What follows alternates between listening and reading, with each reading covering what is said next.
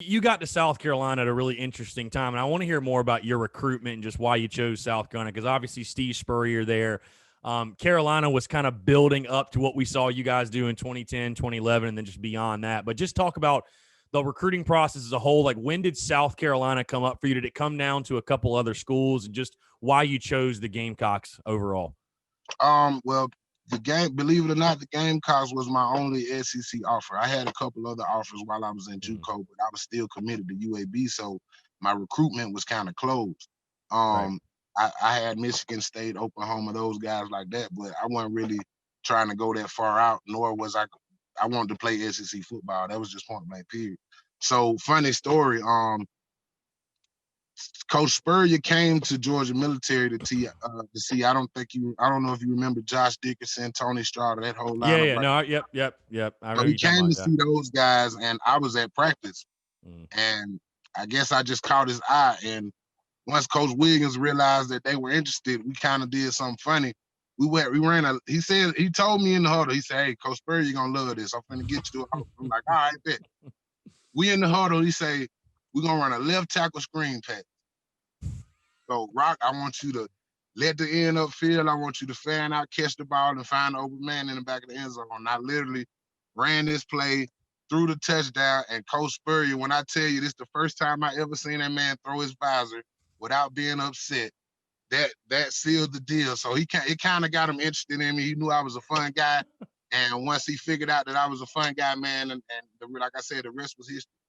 I was about to say he loved that celebrity touchdown pass in the spring game, so I guess it shouldn't surprise anybody. He was a fan of that. Don't surprise me one bit, man. Yeah, he was a fan of the big man touchdown for sure.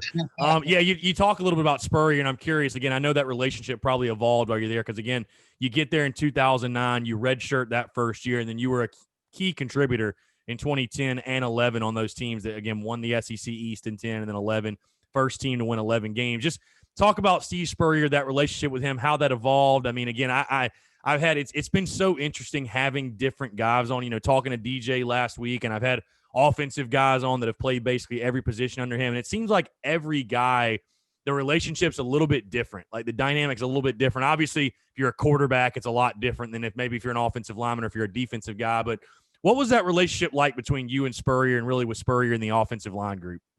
Well, me and Spurrier had a great relationship, man. He stayed on my tail because, like I said, I would skew off a path sometimes, and he always kept me straight. But as far as me and my guy Terrence Cameron, man, shout out to my guy. I'm proud of him. He out there doing big things in San Jose. But me and him were kind of like the two guys he looked at on the offensive line who brought a little flavor. So I remember he told me one time he was so mad at me, man. I used to wear like this rough look, like just the big nappy hair, facial hair and stuff.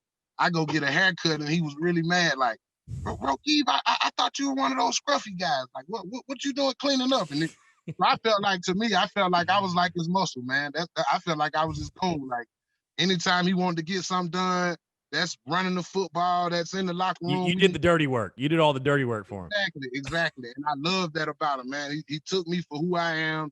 He took what I do best and let me showcase it on and off the field, man. And he'll forever have my love for that.